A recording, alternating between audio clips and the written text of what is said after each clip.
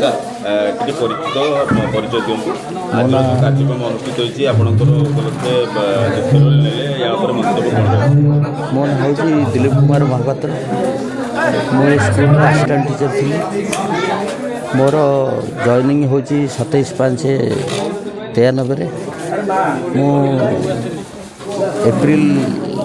Last April 30 ତାରିଖରେ retirement ନେଲି। ଦୀର୍ଘ ସମୟ ଧରି କାର୍ଯ୍ୟରତ ଥିଲେ ମଧ୍ୟ ସରକାର ଯେଉଁ ଅବସ୍ଥା ଆମକୁ ସୃଷ୍ଟି କଲେ ସେ ଅବସ୍ଥା ଭିତରେ ପ୍ରଥମେ 2004 ମସିହାରେ ଆମର ଆପ୍ରୁଭ୍ ହେଲା। ସେଥିରେ ମାତ୍ର ସେ 1,500 ଟଙ୍କା ଦରମା ଦେଲେ। ଏଇଭଳି 4 ବର୍ଷରେ ଦରମା ଦେଇ ଆଜି ପର୍ଯ୍ୟନ୍ତ ଅବଶ୍ୟ ଦରମା ଟିକେ ବଢ଼ିଲା। ଦରମା ବଢ଼ିଲା ବେଳକୁ ସରକାରଙ୍କର ଯେଉଁ ବୈମାତୃକ ମନୋଭାବ ହେଲା ସେଥିରେ ସେମାନେ ଆମକୁ ପେନସନ୍ ଦେଲେ ନାହିଁ।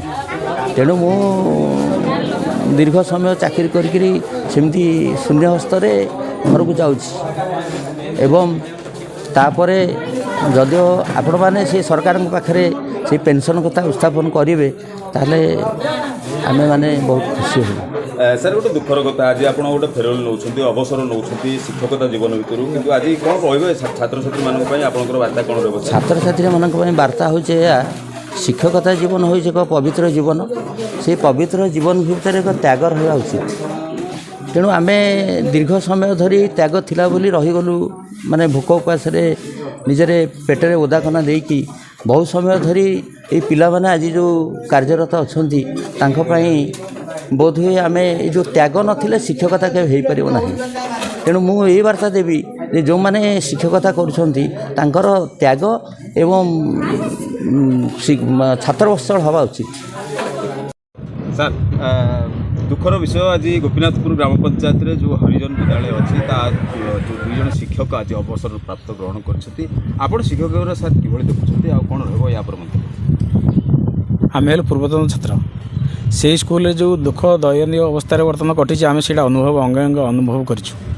ଆମର 1995 ବ୍ୟାଚ୍ ମେଟ୍ରିକ୍ ଆମେ ଯେତେବେଳେ ସାର୍ଙ୍କ ପାଖରେ ପଢ଼ୁଥିଲୁ, ଏଇ ଯେଉଁ ଯୋଗେନ୍ଦ୍ର କୁମାର ବଳ ଆଜି ରିଟାୟାରମେଣ୍ଟ ନେଲେ, ଆଜି ଆଉ ଦିଲ୍ଲୀପ ମହାପାତ୍ର, ଏମାନେ ଭାରି ଛାତ୍ରବତ୍ସଳ ଶିକ୍ଷକ ଥିଲେ।